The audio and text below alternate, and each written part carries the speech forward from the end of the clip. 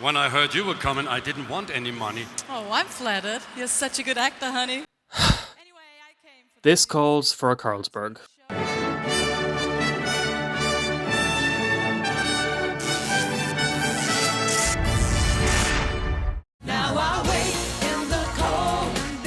Eurovision went through a lot of changes in the 2000s.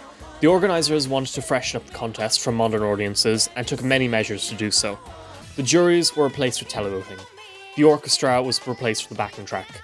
Countries were no longer limited to their native languages and free to sing in English for the first time since the 70s. It's fair to say Eurovision went through a lot of growing pains during this time. Bad vocal performances became increasingly frequent, the results became rampant with neighbour and diaspora voting, and there was a sentiment that the contest became more about putting on a good show than having the best song. Whether or not this is a fair assessment is another video entirely, but it raises the question of which edition of Eurovision was the worst. Many longtime fans would consider one of the contests around the turn of the millennium. 1999 was the year that both the orchestra and the language rule were abolished, and the subsequent contests followed suit. But Eurovision 2001 is a special case. It's not my personal least favourite contest, that title goes to 2004, but I will say out of all the editions of Eurovision, this feels the least like a professional song contest. Eurovision in the 2000s, and even today, has a reputation for being very gimmicky, but there was surprisingly little of that in 2001, even compared to adjacent editions. There were no slick wardrobe changes, or fancy coloured backgrounds, or smoke and fire. It was all down to the people on stage and a few coloured lights to entertain the audience. Honestly, it felt less like a showcase of professional singers, and more like people singing karaoke at a bar. So if you will, I'd like you to find a comfortable spot, mount your device on your lap, and imagine. It's 2001, and you're a young professional living in the centre of Copenhagen. You just got off work on Friday evening and you've gone to a local pub. Maybe you're on a sesh with the lads, maybe it's girls' night out, or maybe it's just a quiet evening with the wife. By the way, if it's the latter, you're a Eurovision fan. Stop kidding yourself. When you enter, there's silver banners draped on the walls, and you see the staff setting up speakers everywhere. That's when you notice a poster. Tonight, the pub is having a big karaoke night, with a grand prize winner receiving 5,000 krona. It's too late for you or your mates to enter, but hey, it might be fun to get wasted and watch some locals make a fool of themselves on stage. The competition is preceded by the owners of the pub coming out with their guitars. Brothers Niels and Jørn, their parents founded the pub when they were kids, and their strong sense of community has kept it alive for 36 years. They perform 2 songs and do a good job getting the crowd going before the main event.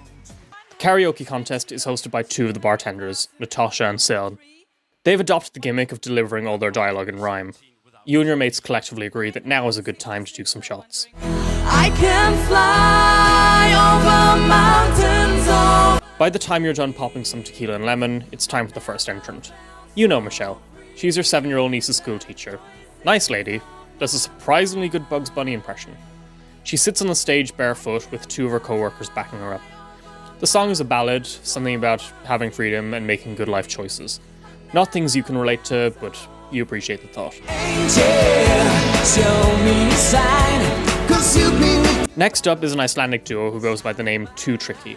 The lead singer, Christian, works for a catering company and unexpectedly had to work overtime this evening, so he didn't even have time to change his clothes before going on stage. They get a good applause. This side of town has a lot of Icelandic diaspora, but nobody's going to remember this by the end of the night.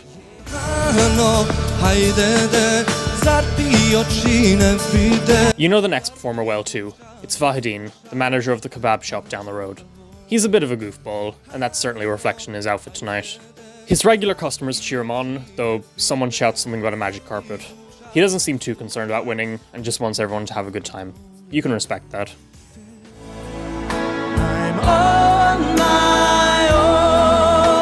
The next song really makes you think, and not in a good way. It's sung by Haldor Lerche.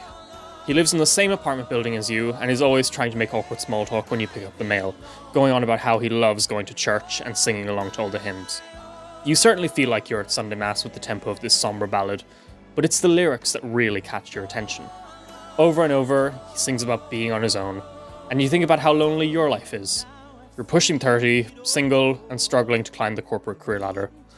You never call your parents, and it feels like your immediate friend group is bonded by nothing more than shared isolation than any real connection. Anyway.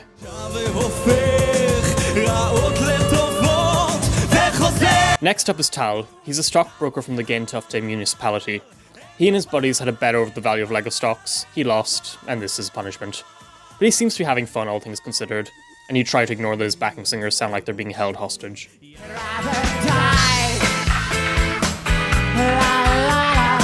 Moomin Toil is the name of the next band, named after everyone's favourite bisexual hippo. You don't know who the lead singer is, and you're not sure you want to. He kinda sounds like that sponge cartoon character that your niece likes, and his wide bug-eyed smile is the stuff of horror movies. The genre is a change of pace for the evening, and it's certainly an unforgettable performance.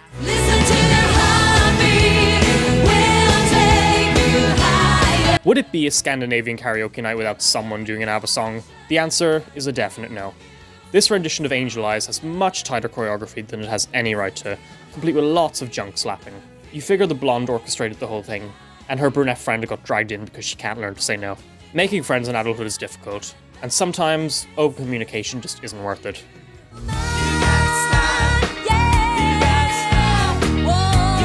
Most of the participants manage to resist drinking before they get on stage, but there's always one. Let's be fair to Erika. It's not easy raising 7 kids and managing a healing crystal store on the internet. Plus, it took months to find a replacement babysitter after the last incident. She's joined on stage by her old college buddies. The guy in the blue wig is the only one who graduated. Too much, I say. My life is... Anne is a drama teacher at a local secondary school, well known for going on humorous rants about how much he hates his wife. Many of his students speculate there's something he's not telling them, and well, it wouldn't be the 2000s without some vaguely coded character. Next up is Vanna. She's on an office night out, and her coworkers are very surprised that she signed up. Vanna is the shy and reserved type, but tonight she's looking to impress Hot Stefan from accounting. She's very nervous going on stage, and at first she forgets her words.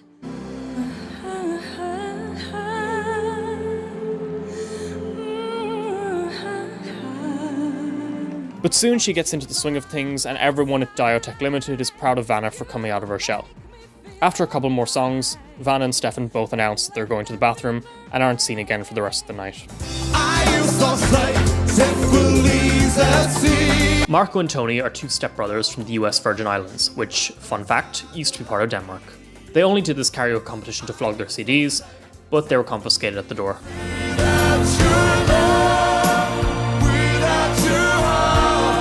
Gary works an incredibly boring job as a tax advisor.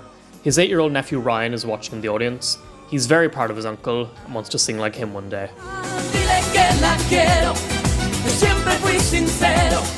David is a tango instructor at the studio a few streets away. The many old widows he teaches start shrieking their heads off as he performs, breaking more than a couple of hearing aids. 2 of his backing singers are blissfully unaware that he is hooking up with both of them at the same time.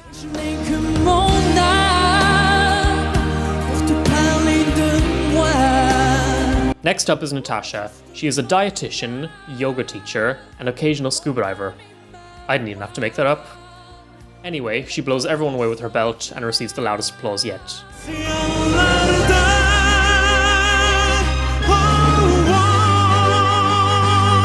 Dr. Sebastian is in, singing a piano power ballad.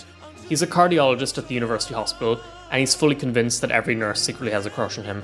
Tonight, he brought out his shiny lab coat, which he saves for special occasions.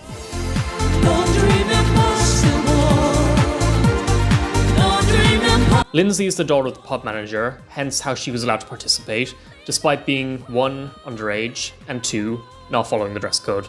She completely forgot the competition was tonight and had to run from the gym to make it in time.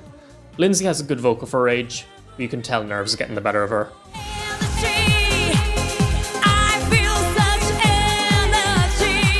Nana is a young woman from the council flats. Her top is made out of her ex-boyfriend's motorbike jacket, and in the chorus, she sings about how she's in ecstasy. And you can be too, if you meet her outside in the car park in 10 minutes.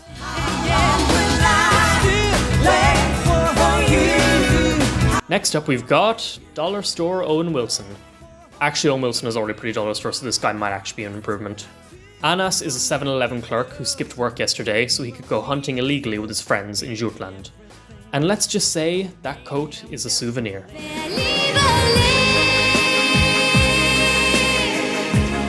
Michelle the architect is not to be confused with Michelle the teacher, remember her from earlier, though they do happen to be second cousins. Michelle is a bit abrupt when it comes to hitting her high notes, but she slays them nonetheless. Now it's time to meet the main characters of this story. What, you thought you were the main character? Nobody cares about your lame-ass life. Alright! Hey! Well, are you ready? You bet, but are you ready? Oh yeah! Tobin and Dave go way back. Dave was Tobin's music teacher in secondary school. Tobin came from a rough background and never took his education seriously, always getting into trouble by ditching class and getting into fights. But Dave always saw Tobin's potential and helped him channel his inner demons through the power of music. They didn't keep in touch much after Tobin graduated, but they have a chance encounter in a supermarket a few years later. Tobin is studying performing arts in college, and Dave tells Tobin that he's retiring from teaching next month and going back home to Aruba. Tobin is admittedly sad about this news when they see a flyer for the karaoke competition and agree to sing together one last time. There's a third act conflict where they get into a fight, and it looks like Tobin will be performing alone. But Dave makes a dramatic entrance and joins them at the last minute. It's not the most polished performance, but their raw chemistry and a little bit of plot armor help them into the audience hearts. And now the summer night, I'm by the ocean, under the palm trees. Fabrizio is a cruise ship singer who resides in Denmark during his time off. He swears up and down that he hates his job, but he certainly brought his work home with him tonight.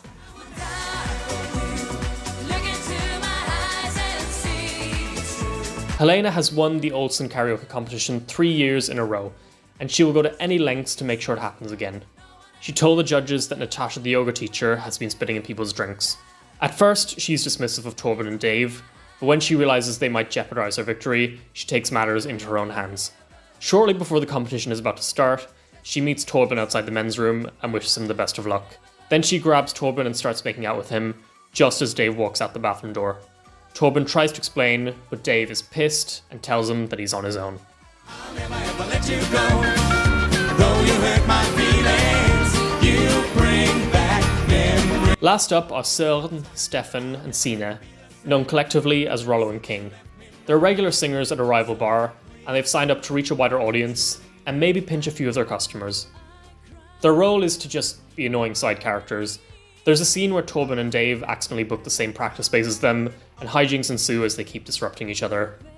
Helena, of course, cannot stand them, but she views them as non-threatening and humours their attempts at good sportsmanship.